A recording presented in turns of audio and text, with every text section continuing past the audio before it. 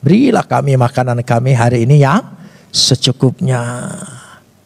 Cukup itu enak, enggak kolesterol. Saudara, kalau lebih, jadi penyakit. Tidak sedikit di dunia ini, ya penyakit datangnya dari kebanyakan makan. Dokter menganalisa terus menerus ini karena ini. Coba kalau sekali-sekali saudara datang ke dokter gizi, hampir gak berani makan apa-apa, percayalah saudara. Terlalu banyak sekali. Saya ketemu dengan dokter gizi di Bandung, tempat pelayanan. Pak, kalau bisa sudah tua seperti ini, ya rebus pisang gepok aja, 3-5, jangan makan nasi, jangan makan pisang gepok aja katanya.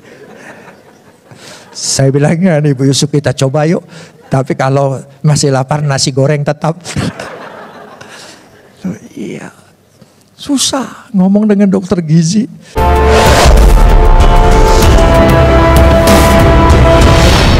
Besem haab wehaben weruah hakodes Elohe Echad. Dalam nama Bapa, Putra dan Roh Kudus, Tuhan yang Esa. Bapa di sorga, Tuhan kami Khalik langit dan bumi, Bapa kekekalan, Tuhan yang menciptakan langit, bumi, laut beserta isinya, serta tidak pernah meninggalkan perbuatan tangannya.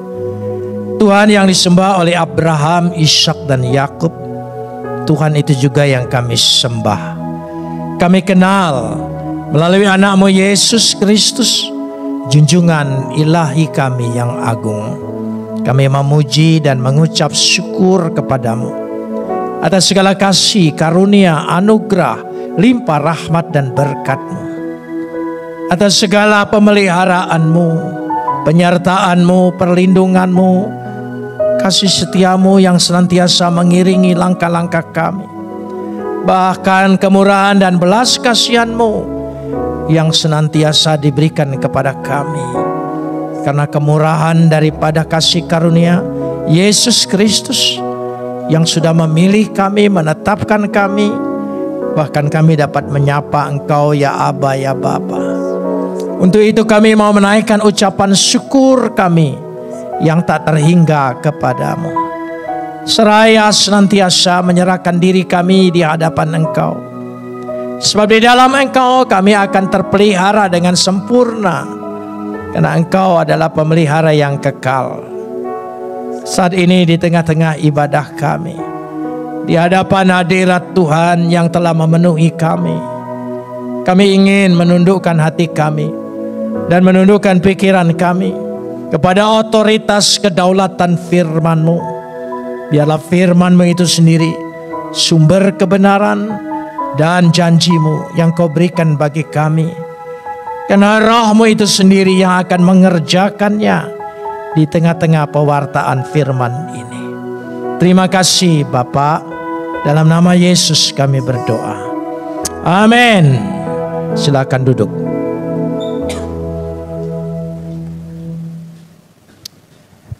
Shalom. Pagi ini kita akan bersama-sama membaca firman Tuhan yang terambil dari Injil Matius pasal 6 ayat 9 sampai 13, ayat yang paling populer bagi orang Kristen. Matius 6 ayat 9 sampai 13.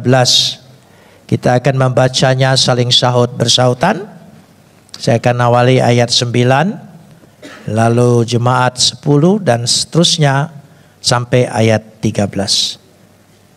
Karena itu berdoalah demikian: Bapa kami yang di sorga, dikuduskanlah namamu. Datanglah kerajaan-Mu, jadilah kehendak-Mu di bumi seperti di sorga. Berikanlah kami pada hari ini makanan kami yang secukupnya. Dan ampunilah kami akan kesalahan kami, seperti kami juga mengampuni orang yang bersalah kepada kami.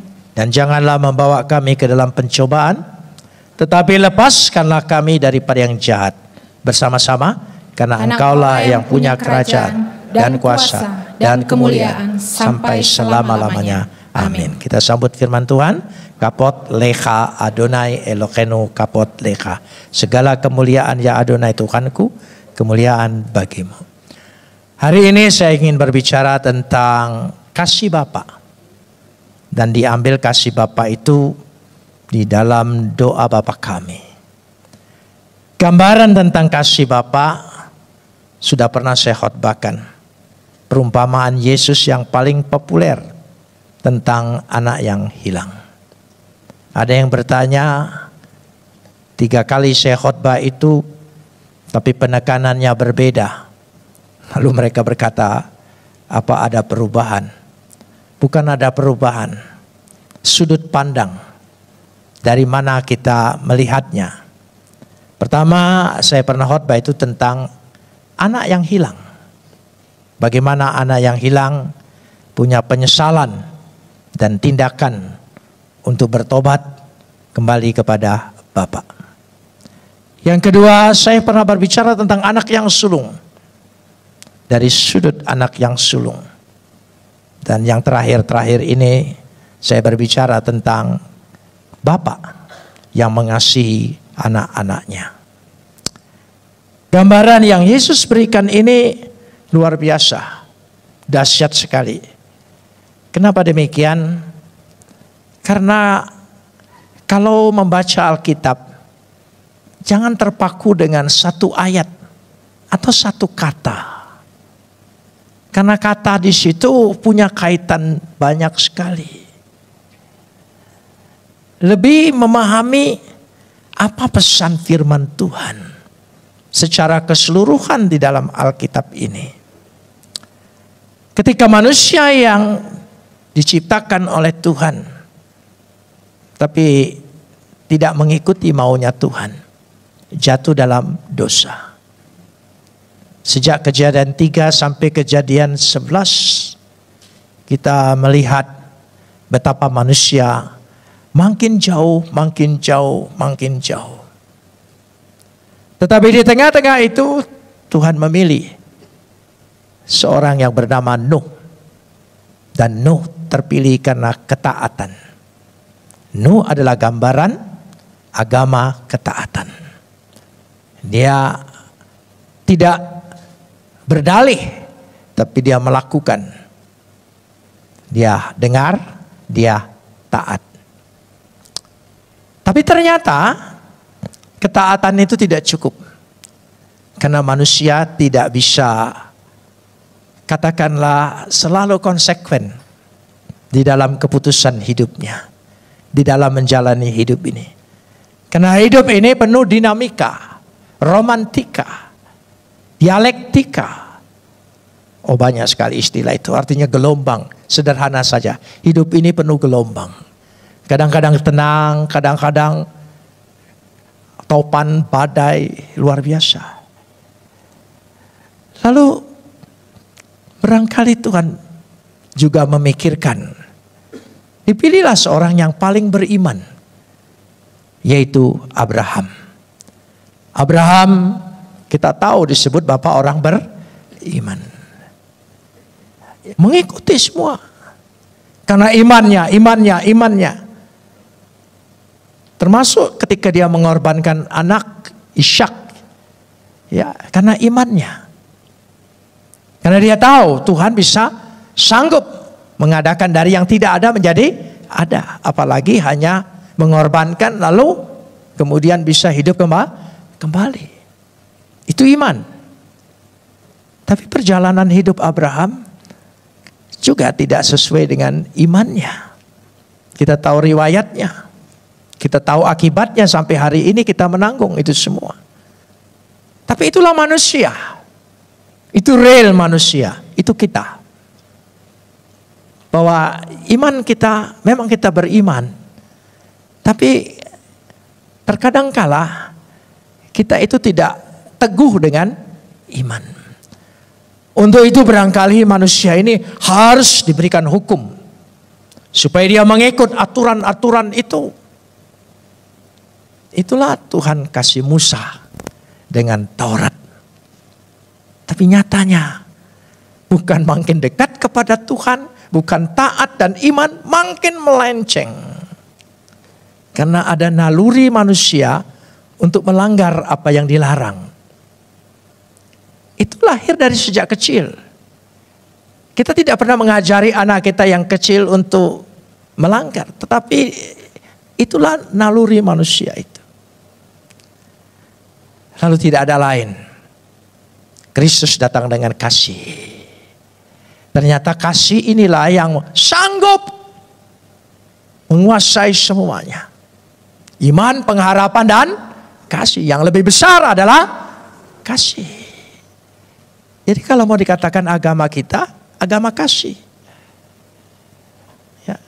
Bukan karena keteguhan, ketaatan, karena hukum, karena iman kita. Iman kita ini, kalau memang kita punya iman, sebesar biji sawi aja bisa mindahin gunung. Kita merasa lebih besar dari biji sawi. Jangankan gunung, sepatu aja tidak bisa dipindahin oleh. Itu kenyataan. Tapi kasih, oh, luar biasa. Menyadarkan kita, diampuni oleh Tuhan, diperkenankan oleh Tuhan. Kita orang berdosa ini semua yang tidak layak. Tapi hari ini Tuhan menjamu kita. Dia mengundang ke pestanya. Karena kasih. Nah, kalau kita tahu kita ini karena kasih. Kasih itu harus menjadi identitas kita. Harus menjadi nafas hidup kita. Harus menjadi pemikiran filosofi kita. Tidak berat. Tapi sulit. Ya. Tapi itulah keadaannya. Nah sekarang kita berbicara tentang kasih Tuhan yang begitu dahsyat. Saya mengambil dari doa Bapa kami karena saya tahu bahwa doa ini diajarkan oleh Yesus. Bukan oleh Bapak gereja, bukan oleh rasul-rasul, tapi oleh Yesus sendiri.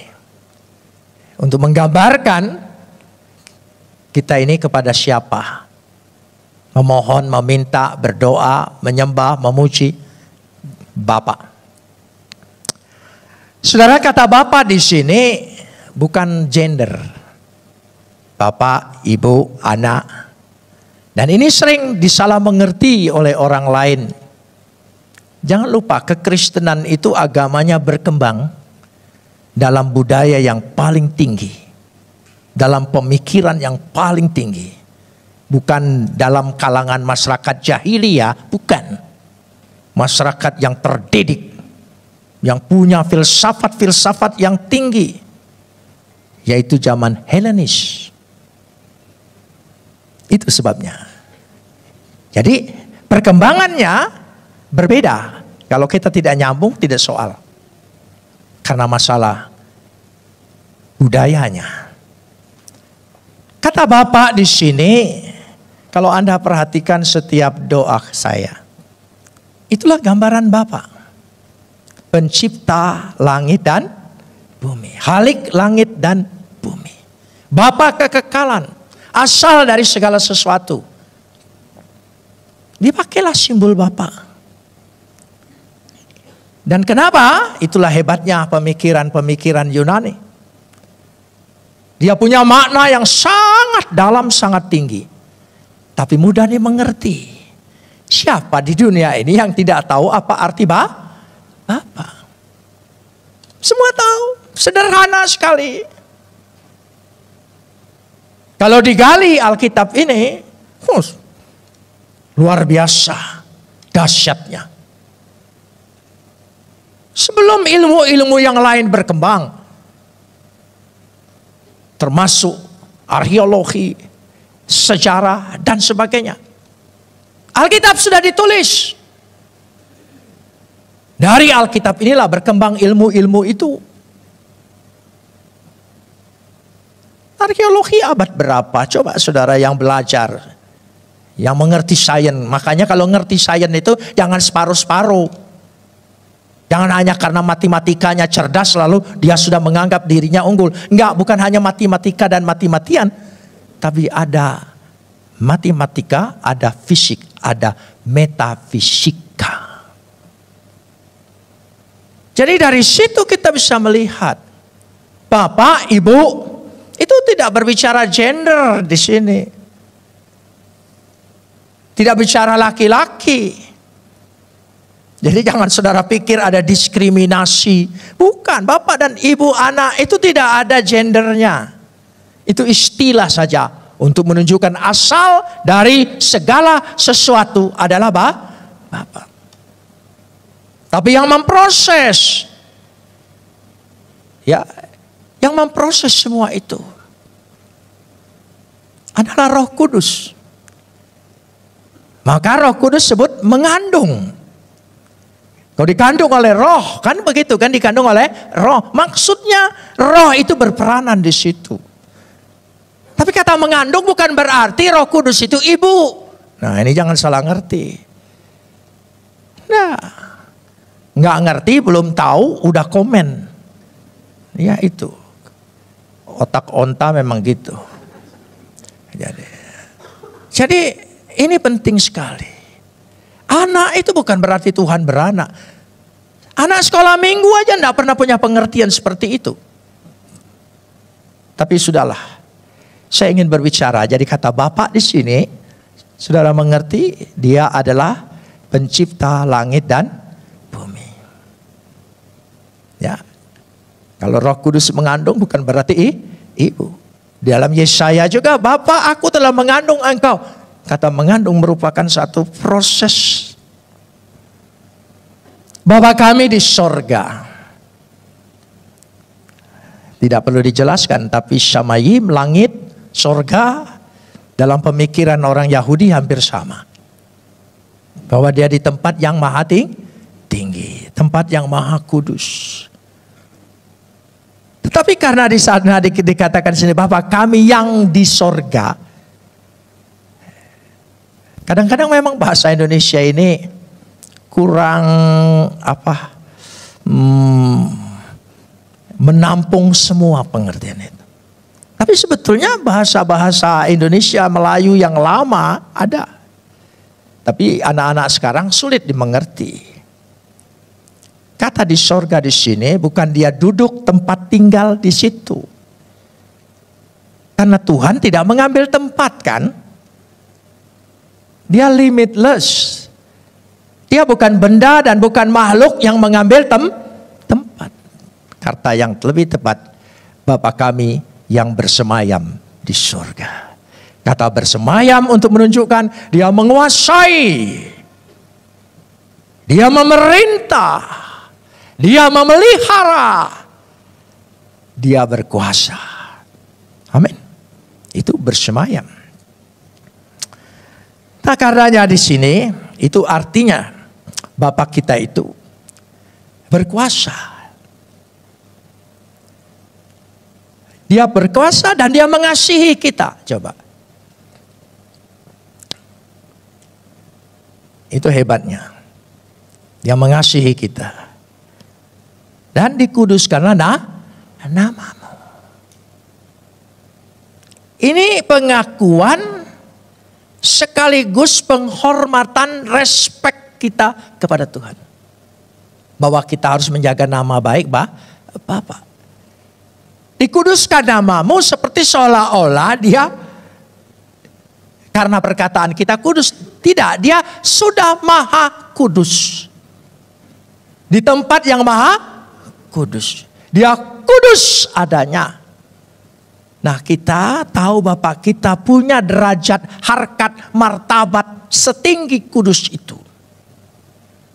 Kita harus menjaga itu. Gara-gara anak bapaknya jadi ketangkep dan ketahuan. Ya ini kasihan kan?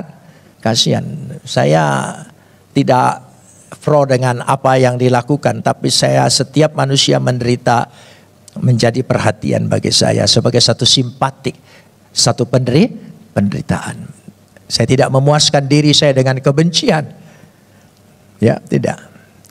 Karena itu dikatakan bagaimana menguduskan namanya. Dan ini berat tugas kita. Coba hari lepas hari kita lihat. Kita tidak menjaga nama baik Bapak, memanfaatkan nama baik Bapak. Itu lagi kecil saya Betul-betul begitu. Saudara, karena bapakku di Palembang lumayan ditakuti, tapi bukan preman. Iya. Jadi saya manfaatkan betul. Gitu. Nah ini jangan-jangan kita ini hanya memanfaatkan nama baik Bapa kita di sorga. Memanfaatkan kebaikan Bapa kita di sorga. Sadar. Maka mengucapkan doa Bapa kami ini berat loh tanggung jawabnya. Karena itu ada aliran lain tidak berani mengucapkan doa Bapa kami kan. Hanya kita orang-orang Protestan dan Katolik yang berani, yang lain tidak berani. Karena dia takut dituntut tanggung jawabnya. Nah kita berani ngucapin tapi tidak bertanggung jawab. Itu masalahnya saudara. Saya percaya seisi ruangan ini tidak ada seorang pun yang tidak hafal doa Bapa kami. Apalagi kalau diucapkan sama-sama. Persis lagu Indonesia Raya. Ya, coba kalau suruh sendiri-sendiri. Ya sudah, hafal. Jadi inilah tanggung jawab yang sangat berat sekali. Sekarang kita lihat di dunia ini. Kalau bapaknya Raden, anaknya Raden enggak? Ini apa pengertian kolonial di Indonesia ini apa? Ya pemikiran aristokrat di Indonesia. Ya, bapaknya Raden, anaknya Raden. Bapaknya Temenggung, anaknya Temenggung. Semua. Saya supaya dapat hormat orang, saya pakai nama baik kakek saya. Kalau orang tanya, oh di Palembang di mana? Saya cucunya Demang Palembang. Langsung, oh iya. Gitu. Padahal saya sendiri nggak tahu Demang atau enggak. Ya, pokoknya itu. Nah saudara, ini tanggung jawab kita. Tapi tanggung jawab inilah yang ditekankan. Sama halnya kalau kita bertanggung jawab dengan nama baik Bapa kita, kekudusan Bapa kita. Saya percaya anak-anak kita akan meniru kita. Kenapa anak-anak kita tidak meniru kita? Karena kita tidak patut ditiru. Ya ini bersangkut paut. Jadi jangan salahkan pendidikan, salahkan ini kalau ada sesuatu. Bapa adalah imam segala-galanya, dia sumber segala-segalanya. Dia mengadakan segala yang ada. Di dunia ini tidak ada kecuali Yesus Kristus yang secara biologis bisa ada tanpa Bapa. Ya, banyak sih ada, tapi pasti ada juga kan, gitu. Yang bertanggung jawab. Itu masalahnya. Jadi dikuduskanlah namamu ini. Poin yang kedua adalah permohonan tapi sekaligus penugasan. Datanglah kerajaanmu dan jadilah kehendakmu di bumi seperti di surga. Datanglah kerajaanmu. Apa maksudnya coba? Beberapa tahun kita mengucapkan itu. Apa maksudnya datanglah kerajaanmu? Supaya Yesus datang kedua kalinya lebih cepat. Kalau kita baca di dalam Matius 6 ayat 3 dulu. Matius 6 ayat 3. Coba kita lihat Matius 6 ayat yang ketiga. Ya, kita lihat bersama-sama. Bisa? Lebih cepat ditayangkan. Kan yang ahli-ahli itu bisa lebih cepat. Bukan itu. 6 ayat 3. Ayat 3. Matius 3 ayat kedua, sorry. Matius 3 ayat kedua, sorry. Nah, Matius 3 ayat yang kedua. Matius 3 ayat yang kedua. Sudah? Atau kita baca saja? Karena ini dekat. 3 ayat yang kedua. Kita baca bersama-sama. Bertobatlah.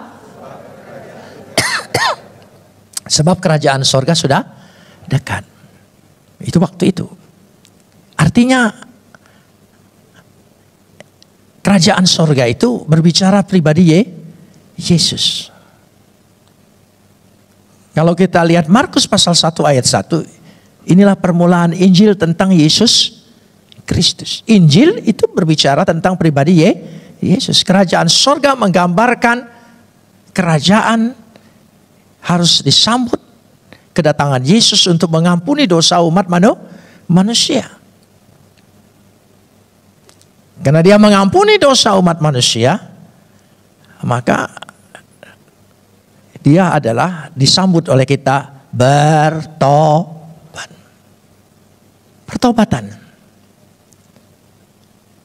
Mungkin sudah lama kita tidak dengar kata ini. Kata ini harus menjadi kata kunci setiap hari. Bertobatlah.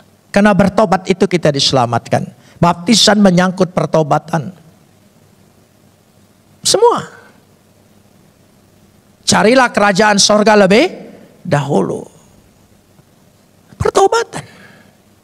Semua bicara pertobatan. Datanglah kerajaanmu, berarti menghadirkan kerajaan ini seperti di bumi, di sorga seperti di bumi. Apa tanggung jawab kita? Ini tanggung jawab loh, penugasan pada kita untuk memberitakan tentang Yesus, tentang Injil itu. Maka Matius membuka ini dan menutup dengan Matius 28, yaitu apa? Baptiskanlah mereka, ya, beritakanlah Injil ke seluruh dunia. Ini kerajaan sorga. Sudah seberapa jauh tanggung jawab kita menghadirkan kerajaan sorga di sini. Injil itu diberitakan, banyak orang bertobat. Banyak. Sukacita di sorga karena satu, kita tahu. Tapi kita tidak mau melakukannya. Kita terlalu takut yang tidak perlu ditakuti. Jadi, saudara mengerti? Kita pernah usil enggak dengan iman orang, dengan ajaran orang? Ayo jujur. Pernah usil enggak? Enggak. Tapi semua yang di Alkitab ya dijadikan bahan untuk mengkritik, menyerang, mengkoreksi. Itu artinya apa? Loh, kenapa usil? Engkau kan tidak percaya. Ya udah. Tapi kenapa engkau? Artinya dia masih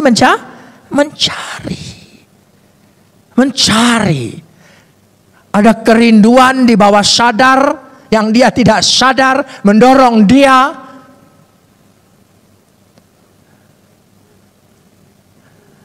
Kita tidak punya pengertian Tuhan kita tiga. Tapi karena istilah Trinitas itu, mereka beranggap Tuhan kita tiga. Peduli amat. Kamu Tuhannya tiga, ya sudah, yang penting. Tapi kenapa? Kenapa rasa ingin tahu itu? Jadi itu penting sekali. Jangan hanya berdoa, datanglah kerajaanmu, jadilah kehendakmu di bumi seperti di sorga.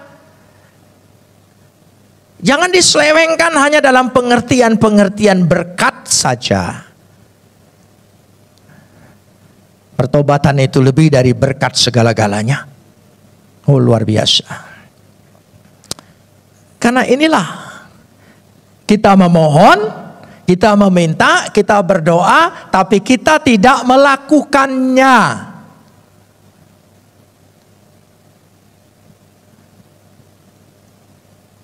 Berdoalah supaya. Saudara pernah baca Yesus berdoa? Banyak kan? Tapi isi doanya pernah enggak dengar gini? Bapak, ya, supaya mereka menjadi satu. Seperti Bapak dan aku. Kenapa sampai supaya menjadi satu? Itu jadi doa Yesus. Saya kadang-kadang berpikir begini, kalau Yesus berdoa siapa yang ngabulin ya? Loh, kita suruh berdoa, mintalah dalam namaku semuanya akan kuberikan padamu. Sekarang dia berdoa, Bapak, biarlah mereka bisa menjadi satu. Siapa yang ngabulin? Kita. gereja-gereja. Nyatanya enggak. Lebih renggang, lebih jauh, lebih segala-galanya, lebih merasa superior, lebih merasa hebat, lebih paling benar sendiri, lebih merasa paling masuk surga. Apa bedanya dengan si onta?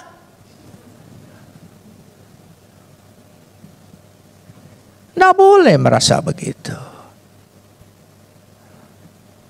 Tubuh Kristus itu adalah satu. Semua gereja punya perjamuan kudus. Tapi mereka mencabik-cabikkan tubuh itu.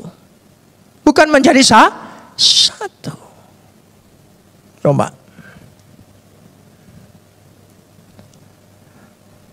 Saya hampir tidak berani mengatakan kalau beda sedikit dengan saya. Baik pemikiran, baik caranya, itu sesat. Saya berusaha tidak akan keluar dari mulut saya mencap orang lain sesat. Nah. Lebih baik saya diam saja. Biar masing-masing bertanggung jawab kepada Tuhan. Sering kali. Bahkan orang-orang sudah di gereja Pentakosta sendiri, aliran Pentakosta, bertanya dengan saya secara pribadi, Pak, menurut Bapak bahasa lidah itu apa? Saya bilang, saya bukan bidangnya. Kalau kamu tanya bahasa Indonesia akan saya jawab. Saya bilang, lalu bagaimana? Ya, tapi saya percaya mereka mengagungkan Yesus, menyembah Yesus, percaya Yesus. Terserah masing-masing. Ya sudah. Bapak enggak dapat? Enggak. Gitu. Karena saya dapat hanya bahasa pakai lidah. Itu saya dapat, saudara. Ya. Jadi segitu. Terus menarik diri. Tidak mau mengatakan, oh kalau beda sedikit sesat. Jangan mudah. Kasih karunia itu terlalu luas. Jangan menghakimin orang lain. Diri kita sendiri punya peribahasa keren. Gajah yang jauh, yang jauh, semut yang jauh kelihatan, tapi gajah di kelopak mata tidak kelihatan. Ya, kita gajah kelihatan, tidak kelihatan. Itu yang terjadi. Jadi tanggung jawab ini. Kita punya tanggung jawab. Supaya apa? Kerajaannya datang. Hadirkan kerajaan Tuhan di bumi ini. Kabarkan Injil. Bersaksi di mana saja. Tidak usah takut. Saudara mau masuk surga? Nah, saya jawab yang ini. Saudara mau masuk surga? Silakan duluan. Ya itu kan kenyataannya orang. Karena takut. Saya pakai bahasa yang terbalik supaya saudara ngerti. Lalu pokok yang ke-11. Siapa Bapak? Ayat 11. Ayat 11. Ini pokok yang kita lihat. Ayat 11 berbunyi bagaimana? Kita lihat bersama-sama. Ya, ayat yang ke-11. Berikanlah kami pada hari ini makanan kami yang secukupnya. Dahsyat kasih Bapak ini. Punya perhatian tentang kebutuhan hidup kita. Dan kebutuhan hidup itu adalah makanan. Tapi lebih daripada itu sesungguhnya. Seperti Bapak. Bekerja keras. Mau jadi apa itu? Gojek, mau jadi apa? Dahsyat. Mereka bekerja begitu keras untuk menafkahi keluarganya. Dan Bapak kita juga perhatikan itu. Kebutuhan hidup kita. Kebutuhan makanan.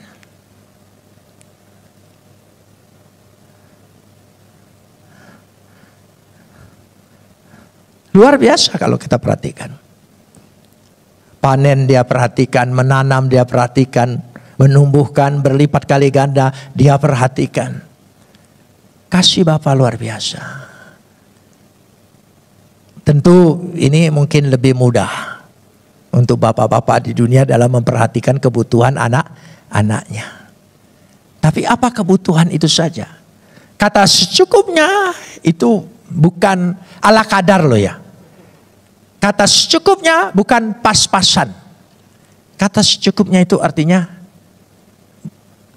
ketika makan, minum. Betapa penting ada persekutuan antara bapak, orang tua dan anak. Itu penting sekali. Kalau saudara mengikuti adat Yahudi, ya, ini kan asal agama kita di sana. Makan bersama keluarga itu menjadi ritual yang terpenting. Makan bersama keluarga itu adalah ritual. Coba kebiasaan itu jangan lepas dari kita. Kalau sudah ada, teruskan. Disitulah tempat bersekutu, bercakap, berjumpa. Sebab makanan menghindarkan kita dari pertengkaran. Tapi kecuali orang yang memang suka mau ribut, saudara ya. Kan dihadapkan makanan kita semua gembira, sukacita. Jadi kalau saudara lihat adat orang Yahudi, makan bersama keluarga adalah ritual. Pentingnya. Itu yang maksud secukupnya. Jadi bukan hanya sekedar memberi. Itu apa bedanya engkau kirim dengan ke rumah anak yatim piatu. Ya. Tapi juga memperhatikan. Poin yang selanjutnya adalah pengampunan ayat 12. Ayat 12. Bapa kita, Bapa penuh belas kasihan, kemurahan, pengampunan. Dia tidak pernah habis-habisnya. Makin saudara setiap kali berdoa Bapa kami isinya ini. Makin saudara mengerti bahwa pengampunan Bapa tidak pernah berhenti. Tidak pernah berhenti. Ampunilah akan segala kesalahan kami. Artinya Bapa bersedia mengampuni kita asal kita mengaku kepadanya. Pengampunannya tidak pernah terbatas dan tidak pernah berhenti. Pengampunannya selalu tersedia dan ada. Katakan amin. Amin. Itu Bapa. Kalau Bapa kita di dunia 3 kali batasmu, lewat 3 kali keluar dari rumah ini. Itu Bapa orang Sumatera. Tapi kalau Bapa di sorga tidak pakai angka. Tidak pakai angka. Ya, Petrus pakai angka 70 kali 7. Ya, untuk ngikutin Petrus saja luar biasa hebatnya.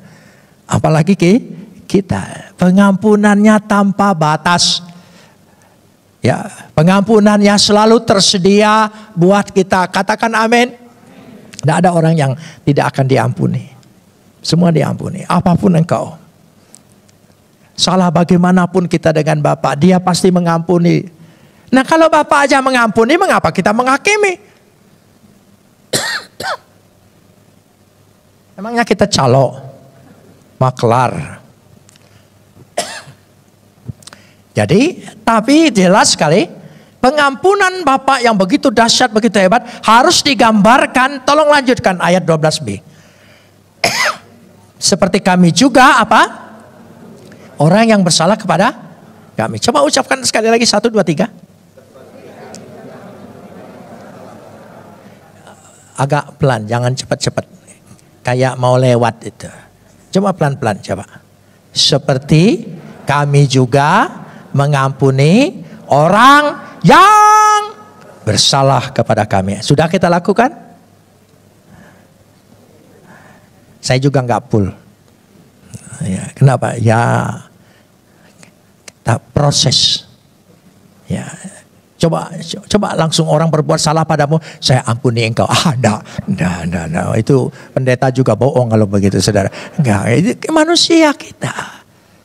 Tapi nanti setelah doa Tuhan tegur, gitu. Kita butuh pengampunan. Pada waktu kita butuh pengampunan, kita ingat orang yang belum kita ampuni. Baru, oh ya Tuhan, ampuni. Ya, engkau ampuni saya seperti aku juga mengampuni dia. Karena suara hati kecil berbicara kepada saya. Kau minta ampun kepadaku, tapi kau tidak mengampuninya. Dan aku juga tidak mengampuni engkau. Ya, terpaksa Tuhan. Ya, ampuni mereka. Ya, sudah, saya ampuni mereka. Tapi setelah itu saya tidak mau lagi bergaul dengan dia. Lalu ya, Jangan saudara pikir orang jahat, lalu saudara pikir sabar. Nggak usah, jauhi. Itu lebih aman. Lebih cengli kan? Masuk akal saudara ya. Itu. Jadi, ya kecuali keluarga. Jangan dijauhi. Sudah takdirmu. Ya, terimalah dia apa adanya. Itu lagu. Ya saudara. Jadi sering-sering dengar lagu dangdut. Gitu kan, banyak sekali hal-hal yang baik. Sekarang saya sering dengar di TikTok. Gitu. Ada baiknya ya. Ada TikTok itu. Gitu. Baiklah, kita lanjutkan sekarang ini. Masuk pada tentang pencobaan dan ujian. Ayat 13. Pencobaan dan ujian. Ayat 13. Dan janganlah membawa kami ke dalam pencobaan.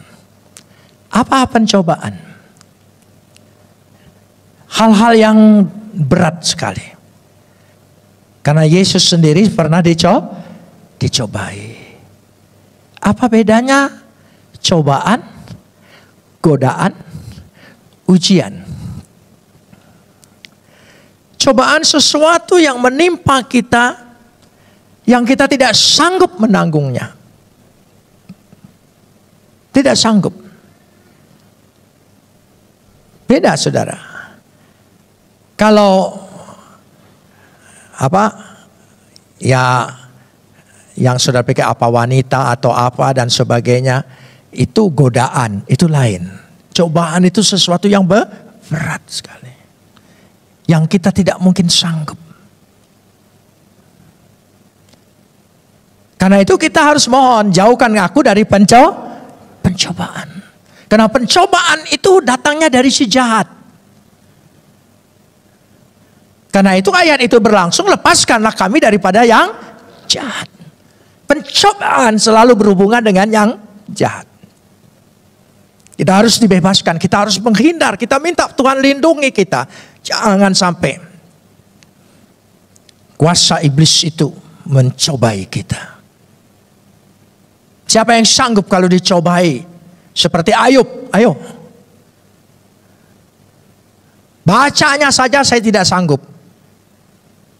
Bacanya saja. Apalagi ngalaminya. Luka sedikit aja kita sudah bingung. Jerawat aja kita sudah bingung. Ini kulitnya segalanya dikerok dengan beling lagi. Aduh. Ya, memang bahasa sastra, tapi tidak ada yang sanggup. Ujian lain. Ujian itu punya maksud Tuhan ingin mendewasakan kita. Kita diuji. Apa diuji? Kesusahan, masalah, pergumulan. Ya. Yang kadang-kadang kita buat sendiri. Tapi Tuhan biarkan itu untuk menguji kita. Kekurangan. Tuhan uji kita. Tuhan ingin menguji kita. Ingin mendewasakan kita. Sebagaimana Bapak ingin mendewasakan anaknya. Supaya anaknya lebih mengerti hidup. Jadi kalau kita punya kekurangan, Tuhan doa kita seperti diperlambat. Bukan, Tuhan sedang memproses kita, menguji kita. Supaya kita imannya makin dewasa.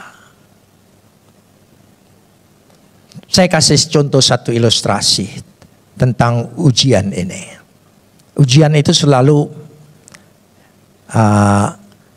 kan bahasa ujian kan kita kenal dari sekolah kan. Setelah ujian ada nilai enggak? Ada. Dan membuat kita naik enggak? Naik. Ya gampang sekali ngertinya. Enggak pernah guru, hari ini mari kita pencobaan semua. Nah saudara. Nah. Ya mari kita bikin percobaan di laboratorium. Nah itu lain saudara. Jadi itu ujian. Jadi Tuhan menguji itu pasti di balik itu sesuatu yang luar biasa. Kalau kita berdoa hari ini belum Tuhan kabulkan, Ketika dikabulkan besok atau lusa, nilai yang kita minta hari ini pasti bertambah. Bukan berkurang. Nilainya naik. Karena Tuhan melihat. Zaman dulu, sekarang zaman sudah berubah. Ya, jadi saya teringat kata zaman sudah berubah. Zaman boleh berubah. Tapi kasih Bapak terhadap anaknya tidak pernah berubah. Ya. Jadi tadi ada anak-anak mungkin pemikirannya datang dari luar. Sorga itu di bawah kaki ibu. Kita enggak. Sorga enggak di bawah kaki ibu ya. Kasihan ibu. Saudara ya.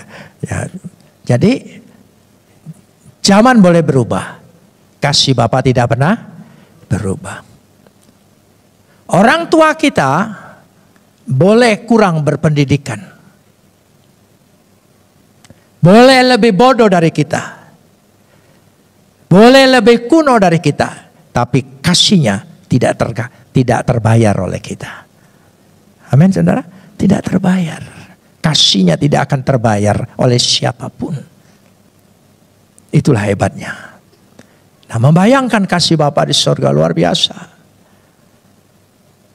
Dia mengasihi saya. Dia pasti punya maksud. Dia pasti punya rencana. Aku tidak mengerti maksudnya. Tapi saya percaya di ujung sana kebaikan. Kebaikan. Katakan apa? Kebaikan. Tuhan sedang siapkan kebaikan-kebaikan. Begitu besar dan banyak buat kita. Katakan amin. Amin. Dulu di Afrika, anak laki-laki 12 sampai 13 tahun ada masa percobaan. Karena masa 12-13 itu dulu lagi kecil dianggap masa akil balik. Anak laki-laki mulai dewasa. Bertanggung jawab dengan dirinya sendiri di dalam bar mitzvah. Menurut adat Yahudi sudah bertanggung jawab terhadap hukum Taurat. Karena itu anaknya diajar hukum Taurat dari 12 sampai seterusnya. Kalau ingin jadi rabi sampai umur 30 tahun. Makanya Yesus dari 12 sampai 30 tahun itu masuk midras. Karena dia ingin jadi rabi. Karena itu keluar dari sana orang sudah tahu semua, manggil dia semua rabi. Itu. Jangan siapa itu pelawak bilang Yesus pernah hilang dari 12 sampai 30. Ngaco itu saudara ya. Nggak benar, nggak hilang dia saudara ya. Itu kalau nggak tahu jangan ngoceh. Gitu. Sekarang ini lebih banyak orang makin tidak tahu makin ngoceh ya, itu sudah. Jadi anak di Afrika itu 12 tahun dia harus diuji. Yaitu dibawa ke hutan. Ya, anak laki-laki diikat malam hari. Lalu ditinggalkan sendirian. Wah, hutan belantara Afrika ini di zaman dulu lagi. Binatang buas bunyi. Semua binatang kalau malam itu mengeluarkan suara. Menakutkan sekali. Dia ketakutan tapi dia tidak bisa lari karena dia diikat. Dia menangis. Dia takut. Dia panggil bapaknya. Bapaknya tidak jawab. Dia menangis. Dia merasa betul-betul seperti putus asa. Tapi begitu terbit fajar, mulai terang, gelap sudah sirna. Dia lihat di balik pohon sana, dekat jaraknya, bapaknya siap dengan panahnya, menjaga anaknya. Dia tertawa. Kalau saya tahu dari tadi malam, bapakku ada di sana, ngapain gue nangis-nangis sendiri? Gitu. Tapi dasar gelap gulita menutupi. Itulah Bapa kita di surga. Dia biarkan kita, dia tetap menjaga kita. Dia tidak akan biarkan kita dikatakan ayat apa jatuh tergeletak. Nggak. Jatuh bangun kembali. Bangkrut lebih diberkati dibangun kembali. Jangan takut usaha lagi. Ya amin. Jangan takut bekerja lagi. Ya amin. Jangan ngukur umurmu sudah tua, sudah waktunya pensiun. Engkau bukan pegawai negeri, kau pikir pensiun gimana sih? Gitu. Usaha itu tidak ada masa pensiunnya. Amin. Iya, jangan nanti sebentar lagi pensiun. Memangnya dalam dunia perdagangan ada bilang pensiun? Enggak, makin matang umurmu, makin berusaha, makin hebat. Enggak akan ketipu orang karena pengalamanmu lebih banyak daripada orang lain. Amin. Oh iya, ini kita pakai, kita terapkan dalam keseharian kita. Lepaskanlah aku daripada yang jahat. Ya, dikatakan di situ, kita melepaskan diri dari yang jahat. Selanjutnya, kalau saudara lihat ayat di sini, ada kurung buka, kurung tutup. Itu tambahan doksologi untuk menghormati Tuhan. Ya, doksologi itu dikatakan karena engkaulah yang mempunyai kerajaan, kuasa, kemuliaan sampai apa yang kurang. Karena Tuhan kita begitu. Apa yang kurang? Ya, sekali lagi, kerajaan, kuasa, kemuliaan sampai selama-lamanya. Leolam.